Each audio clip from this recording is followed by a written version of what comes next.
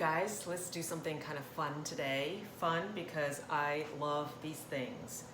They're pawpaws and they are native to Ohio in like the eastern Appalachian area, which is kind of amazing because they are fruits that taste so tropical. So I grew up in Thailand, very tropical. We have lots and lots and lots of fruits. And these actually remind me of some of the fruits we have in Thailand.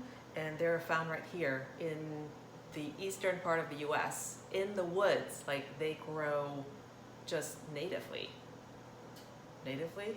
They grow abundantly. Anyway, you know what I mean?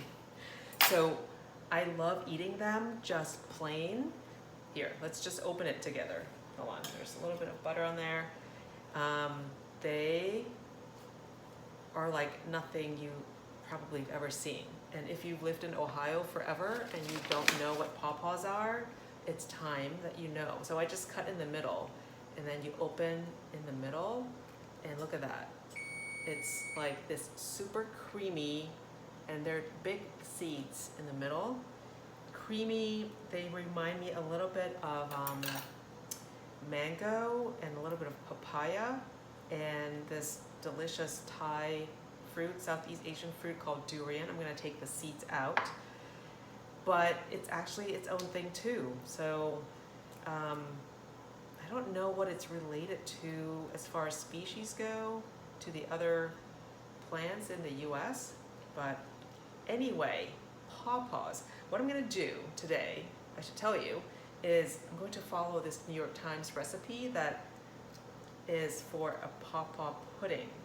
And I am making half of the pudding because one, I actually don't have 2 cups of pawpaws available. I have about 1 and I'm going to have it because the recipe asks for 2 cups of pawpaw meat. So I'm just doing 1 cup of pawpaw meat. Plus, there is such a thing as too much pudding, you know what I mean? So pawpaw's great, pudding's great, but I'm just going to do half the recipe because that's kind of just so we're enjoying it enough, but not too much. So I think 2 medium-sized pawpaws will do this. I have about, I don't know, a little bit more than, what do you think? I should probably actually, we'll do it properly, right? So I probably have about a half a cup right now. Yeah, that's good. So another pawpaw will do, but look at that. Isn't that kind of cool, the way that the seeds are? And they're so beautiful too. Look at the seeds. Look at that. So I wonder if we put this in the ground, if a pawpaw tree will grow. I don't know. But there actually is a pawpaw festival in the southeastern part of the state. We've been there and they really make everything out of pawpaws. They make beer, they make funnel cakes, pastries, but really it's actually really good alone. If you just eat it fresh, it is quite amazing. You know, actually now that I think about it, if you know persimmons, there are many types of persimmons. The type that you have to wait until it's really ripe in the fall, that's when persimmons come out. It's a little bit like that. You can use the pulp of persimmons to make stuff like this too. So maybe they're related. Maybe we could Google. Anyway, sorry, I'm just babbling as I put the pawpaw meat in here. Get some of the, there's a little bit of skin there. All right, I think we have a cup. And I am going to just mash it up, just like banana, right? When we're making banana bread. I'm gonna mash this up. Let me go wash my hands. I'll be right back so that I can actually have clean hands. Okay, so we have pawpaw meat. And to the pawpaw meat, we are putting in 2 eggs. We're gonna do the wet ingredients first, and then we'll follow with the dry ingredients. And then we'll do, just check the recipe so I'm not just making things up as one does around here, right? have a cup of pawpaw, and I'll link this to our blog so that you can actually go make this yourself. We're gonna do 1 cup of sugar. And since I've never tried this before, I'm going to do my best to follow the recipe. And I'm already not, right? Because I'm already making it a half. All right, so that's a cup of sugar. And I think a little bit of vanilla. And what else is wet? We'll mix this together. We have eggs, we have pawpaw, we have sugar, and very important, butter. This is half a stick of butter, so melted. That will be our delicious part of the pudding. So I'm gonna put this aside for a second and then do the flour, the dry ingredients, right?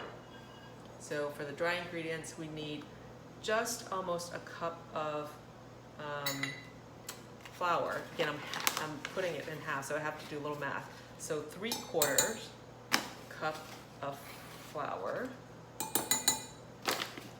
It's not always a good thing to have kids do math while cooking, because when I get a little sidetracked, then I stop doing any math. Okay, just a little bit, a dash of salt, and a half a teaspoon, this is half teaspoon of baking powder. This is baking powder, not baking soda.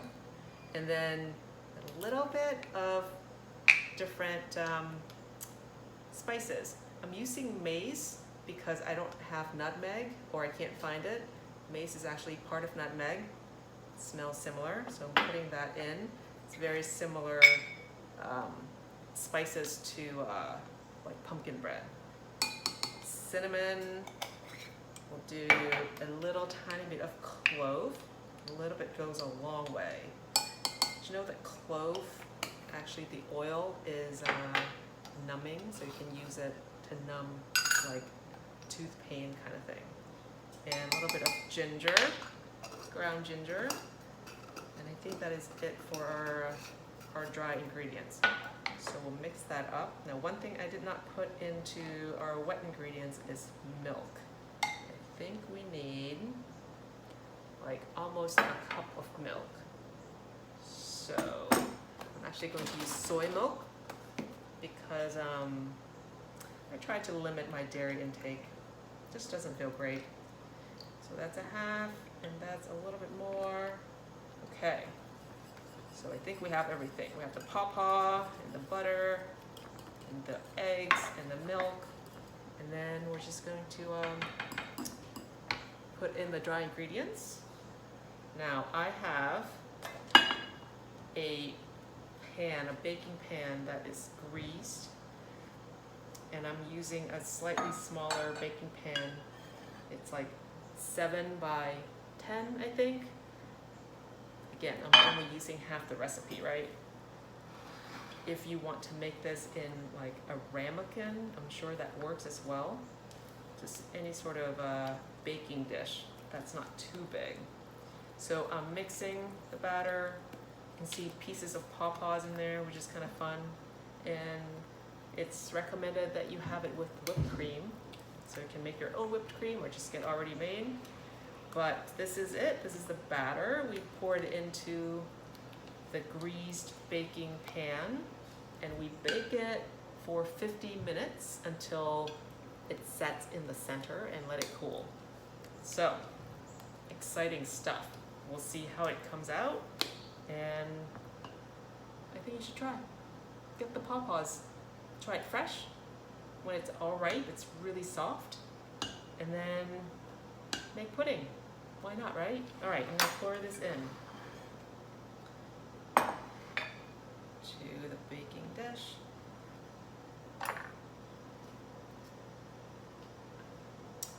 And I might be as excited as you to see how this turns out. So, we will see. Here's the pawpaw pudding. I do not have any whipped cream, so I'll eat it with some coconut yogurt. That looks good. Just a spoonful of that. And a dollop like that.